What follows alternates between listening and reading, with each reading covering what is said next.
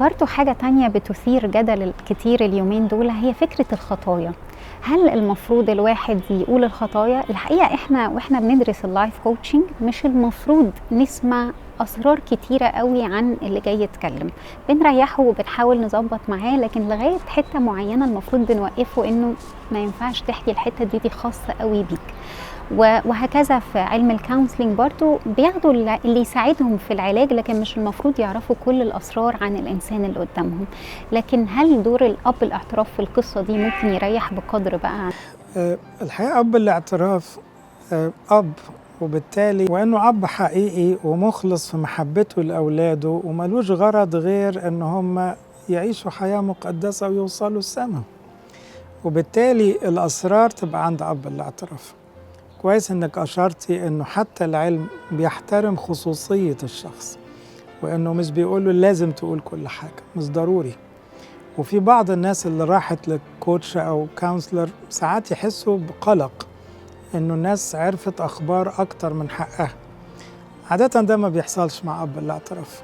أب الاعتراف معروف إنه خلاص بيرمي على المذبح، وإنه بيشيل على المسيح وبينسى، لأنه دي نعمة عند الكهنوت من ناحية الخطايا. كمان أب الاعتراف عنده السلطان الحقيقي إنه يشيل الخطية.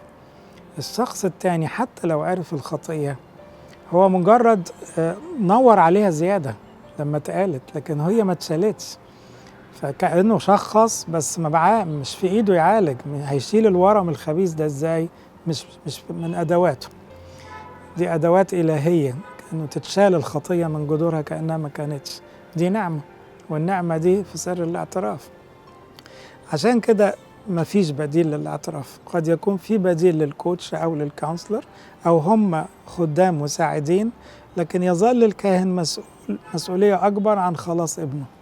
وده جمال الكريستيان لايف كوتشنج والكريستيان كونسلنج، انه هما الاثنين بيرجعوا تاني الاب الاعتراف لانه هو اللي بيشيل الخطيه. والمفروض اب الاعتراف اذا كان عنده من اولاده المخلصين المسؤولين اللي دارسين صح وخدام يساعدوا في الادوار دي، يتساعد في دور الكوتشنج او الكونسلنج، ويرجع تاني لابونا يوصل له الشخص في مستوى افضل شويه من التفكير والراحه عشان يساعده في رحلته.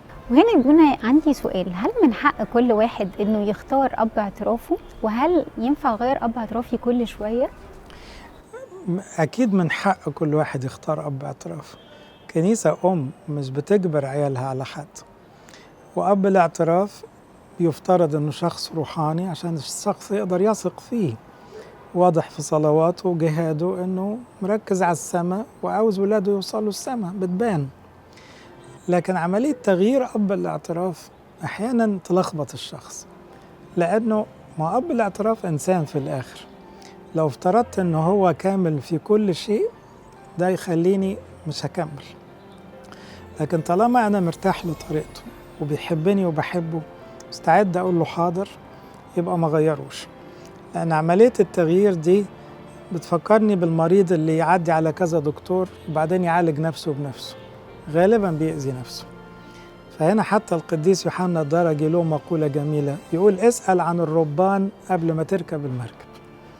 لكن طالما ركبت المركب بقى الربان ده مسؤول عنك، مش انت المسؤول عنه. هو اللي يقيمك مش انت اللي تقيمه، لكن خد وقتك قبل ما تبتدي.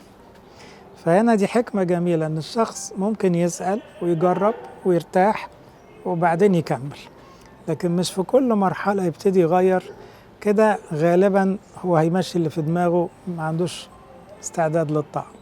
شكرا جدا يا ابني. شكرا ليك.